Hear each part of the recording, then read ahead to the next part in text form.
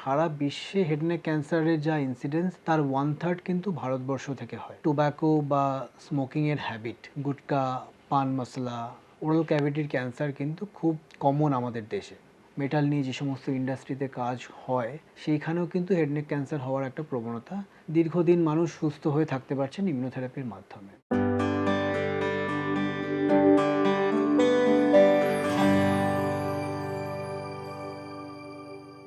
নমস্কার, এই সময় লাইভে আপনাদের স্বাগত। আমি তনুশ্রী আপনাদের সঙ্গে।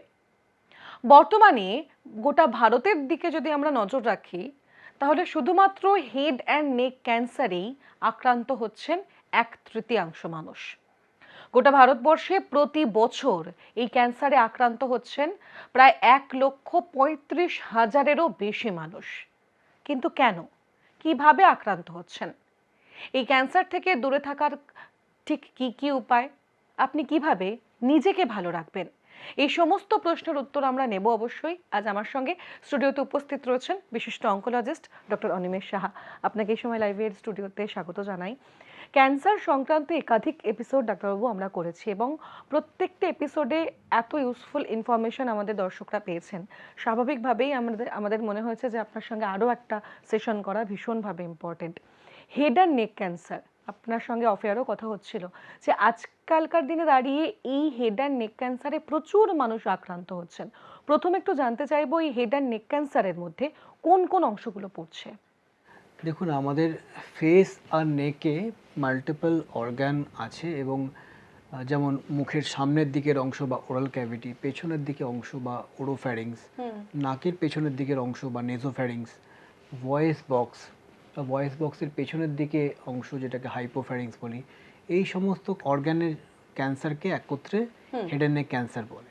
আচ্ছা, আপনি ঠিকই বলেছেন, এই ক্যান্সার প্রতিনিয়ত বাড়ছে এবং সারা বিশ্বে হেড নেক ক্যান্সারের যা ইনসিডেন্স তার 1/3 কিন্তু ভারতবর্ষ থেকে হয়। এটার একমাত্র কারণ অন্যতম কারণ হচ্ছে এখানে আমাদের টোব্যাকো বা স্মোকিংয়ের হ্যাবিট, গুটকা, পান মশলা, টোব্যাকো চিউইং, খৈনি, জর্দা, এই সমস্ত কিন্তু টোব্যাকো ইউজ করার জন্য ওরাল ক্যাভিটির ক্যান্সার কিন্তু খুব কমন আমাদের দেশে। কারণ এই টোব্যাকো চিউইং হ্যাবিট কিন্তু অন্যান্য দেশের তুলনায় আমাদের দেশে অনেকটাই বেশি। এছাড়াও স্মোকিংয়ের কারণেও এটা হেড নেক ক্যান্সারটা খুব কমনলি হয়ে থাকে। এছাড়া কিছু কিছু ক্ষেত্রে এই হেড নেক ক্যান্সারের কারণ হিসেবে আমরা ভাইরাসকে আমরা দেখে থাকি যে ভাইরাসের জন্য হয়ে থাকে। এর মধ্যে একটা কমন ভাইরাস হচ্ছে হিউম্যান প্যাপিলোমা ভাইরাস বা এইচপিভি ভাইরাস, যেটার জন্য মুখ বা মুখের পেছনে ওরোফ্যারিংসের ক্যান্সার কিন্তু খুব কমনলি হয়। এবং এটার আপনি শুনে থাকবেন যে রিসেন্টলি আমাদের পশ্চিমবঙ্গ সরকার ভ্যাকসিনেশনের কথা বলছে, এইচপিভি ভ্যাকসিনেশন মহিলাদের মধ্যে। কারণ এই ভাইরাসটা কিন্তু একটা ট্রান্সমিশনের একটা মাধ্যম হচ্ছে আনপ্রোটেক্টেড ওরাল সেক্স। সেখান থেকে কিন্তু মুখে বা মুখের পেছনে এই ভাইরাসটা আসে এবং দীর্ঘদিন এই ভাইরাসটা দানা বাঁধতে বাঁধতে কিন্তু ক্যান্সারে রূপান্তরিত হয়। এটা ছাড়া আমাদের নাকের পেছনে একটা অর্গান থাকে নেজোফ্যারিংস, সেখানে কিন্তু এপস্টেইন বার ভাইরাস বলে একটা ভাইরাস কমনলি এই ক্যান্সারটার জন্য দায়ী।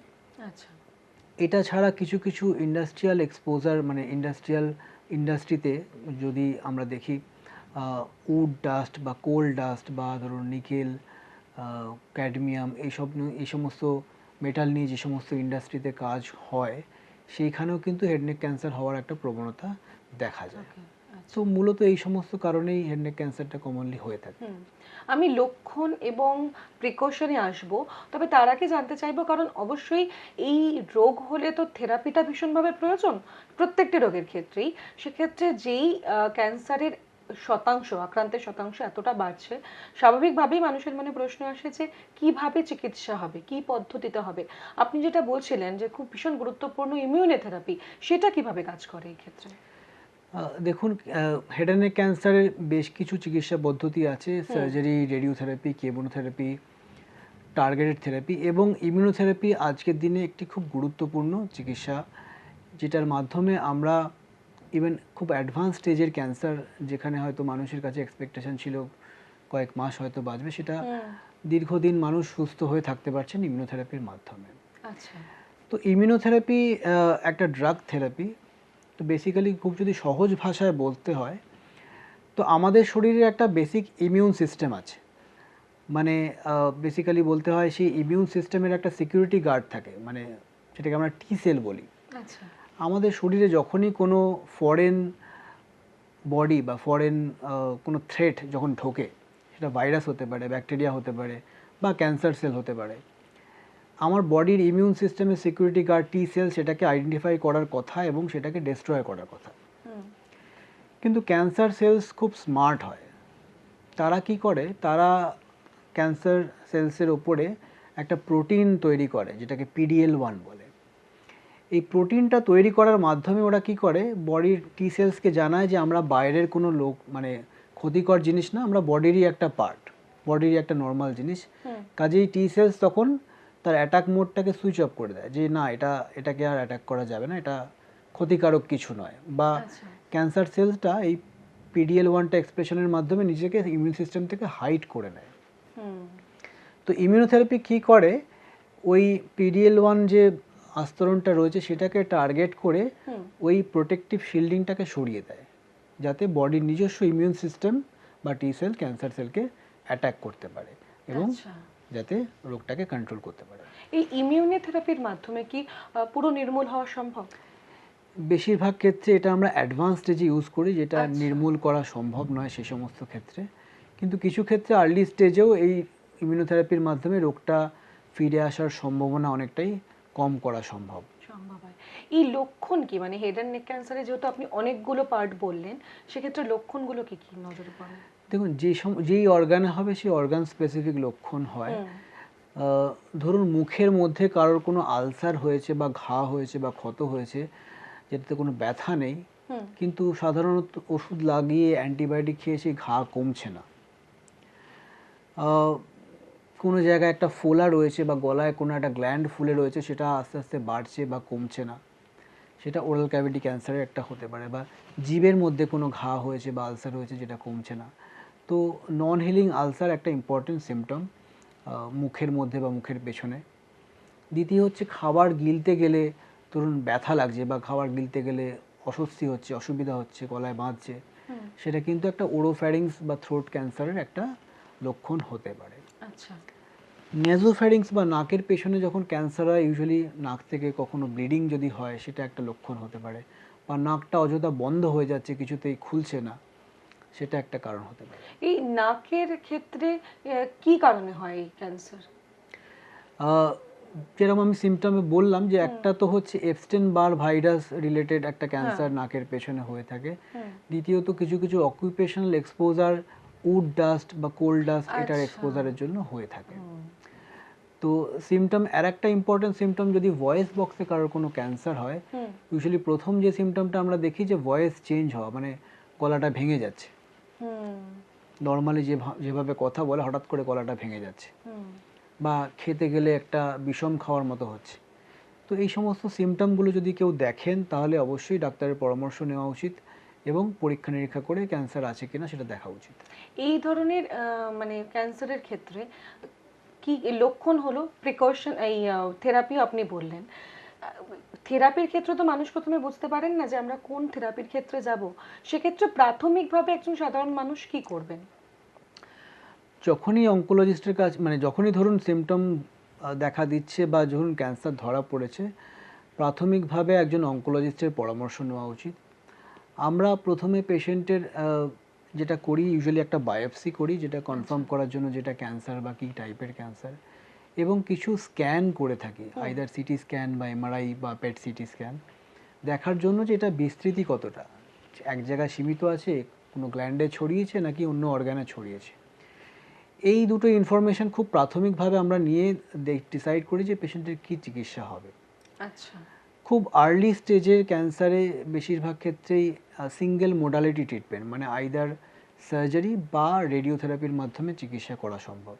আচ্ছা। যদি আমি এক্সাম্পল দিই, জিভের সামনের দিকে যদি ক্যান্সার হয় বা গালে ক্যান্সার হলো, আর্লি স্টেজে আছে, তাহলে শুধু সার্জারির মাধ্যমে চিকিৎসা করলে রোগ পুরোপুরি সেরে যায়। আবার খুব আর্লি স্টেজের ক্যান্সার যদি আমরা গলার পেছনের দিকে দেখি, ওরোফ্যারিংস বা ভয়েস বক্সে, তাহলে শুধুমাত্র রেডিওথেরাপির মাধ্যমেই এটাকে পুরোপুরি নির্মূল করে দেওয়া সম্ভব। যত অ্যাডভান্স স্টেজে যাবে তত ট্রিটমেন্টটা একটু কমপ্লিকেটেড হয়। ইউজুয়ালি সার্জারির পরে রেডিয়েশন থেরাপি বা কেমোথেরাপি বা ইমিউনোথেরাপি দিতে হয়, বা শুধু রেডিয়েশনের পরে তার সাথে কেমোথেরাপি দিতে হয়। তো তখন কম্বাইন্ড মোডালিটি ট্রিটমেন্ট হয়, যখন 2 বা 3টে ট্রিটমেন্টকে একসাথে করে করতে হয়। আচ্ছা, এই ক্যান্সারে আক্রান্ত হন যারা, তাদের ক্ষেত্রে লাইফটা কতটা টাফ হয়? মানে তাদেরকে তো অনেক বেশি নিয়ম মেনে, একদম সিস্টেম মেনে চলতে হয়। আনফর্চুনেটলি অনেক ক্ষেত্রে আমরা দেখি যে পেশেন্টদের কষ্ট হয় হেড অ্যান্ড নেক ক্যান্সারে, যখন স্বাভাবিক। মুখের সার্জারি হয় বা গলার রেডিয়েশন হয়, পেশেন্টের কষ্ট হয়। তবে আজকালকার দিনে অত্যাধুনিক চিকিৎসার মাধ্যমে সেই কষ্টগুলো আমরা অনেকটাই কম করার চেষ্টা করি। আমরা এখন অর্গ্যান প্রিজার্ভেশনের কথা বলছি, যেমন ধরুন আগেকার দিনে ভয়েস বক্সে ক্যান্সার হলে পুরো ভয়েস বক্স অপারেশন করে বাদ দিয়ে দেওয়া হতো। আচ্ছা। সেক্ষেত্রে পেশেন্ট সারা জীবন কথা বলতে পারতেন না, একটা টিউব লাগানো থাকতো। আজকালকার দিনে রেডিয়েশন থেরাপির মাধ্যমে জিনিসটা সম্পূর্ণভাবে ভয়েস বক্সকে রেখে কিওর করে দেওয়া সম্ভব। অত্যাধুনিক রেডিয়েশন থেরাপির টেকনিক যেমন আইএমআরটি বা ভিম্যাট বা র্যাপিডার বা আইজিআরটি, এই সমস্ত টেকনিকের মাধ্যমে আমরা প্রিসাইসলি টিউমারটাকে টার্গেট করি, এবং আশেপাশে হেড অ্যান্ড নেকে অনেক ক্রিটিক্যাল অর্গান থাকে, সেই অর্গানগুলোকে বাঁচিয়ে রেডিয়েশন দেওয়ার চেষ্টা করি। একটা এক্সাম্পল, খুবই সহজ একটা এক্সাম্পল, আমাদের যে স্যালাইভারি গ্ল্যান্ড বা লালা গ্রন্থি থাকে, প্যারোটিড গ্ল্যান্ড, আগেকার দিনে যখন রেডিয়েশন দেওয়া হতো তখন প্যারোটিড গ্ল্যান্ডে রেডিয়েশন পাওয়ার জন্য পেশেন্ট সারা জীবন জেরোস্টোমিয়া বলে একটা প্রবলেমে ভুগতেন, মানে লালা বা থুতু যেটা নর্মাল লোকের তৈরি হয় সেটা তৈরি হতো না, তাই সারা জীবন একটা ড্রাইনেস অফ মাউথ নিয়ে পেশেন্টকে সারা জীবন থাকতে হতো। কিন্তু সেই প্রবলেমটা অত্যাধুনিক রেডিয়েশন থেরাপিতে আমরা আর ফেস করি না। তো সাইড এফেক্ট বা রিডিউস করা এবং কোয়ালিটি অফ লাইফ ইমপ্রুভ করা অত্যাধুনিক চিকিৎসা পদ্ধতির একটা অন্যতম লক্ষণ, যাতে পেশেন্টকে কিওর করা সম্ভব, সাইড এফেক্ট যাতে কম দেওয়া যায় এবং কোয়ালিটি অফ লাইফ যাতে ইমপ্রুভ করা সম্ভব হয়। একেবারেই, অর্থাৎ হেড অ্যান্ড নেক ক্যান্সারে আক্রান্ত হলে কিন্তু নির্মূল হওয়া সম্ভব। আপনি সুস্থ হতে পারেন, স্বাভাবিক জীবনযাপন অতিবাহিত করতে পারবেন, কিন্তু সেই জন্য অবশ্যই আপনাকে চিকিৎসকের সঙ্গে পরামর্শ করতে হবে, তাদের দেওয়া নিয়ম তা মানতে হবে। তাহলে কিন্তু আপনি সুস্থ হতে পারবেন, ভালো থাকতে পারবেন। আপনাকে অসংখ্য ধন্যবাদ আমাদের সঙ্গে এতক্ষণ থাকার জন্য এবং এত গুরুত্বপূর্ণ ইনফরমেশন আমাদের এই সময় লাইভের দর্শকদের কাছে পৌঁছে দেওয়ার জন্য। আপনাদেরকেও ধন্যবাদ এতক্ষণ আমাদের সঙ্গে থাকার জন্য। আজকের এপিসোড এখানেই শেষ করছি। সুস্থ থাকুন, ভালো থাকুন, দেখতে থাকুন এই সময় লাইভ।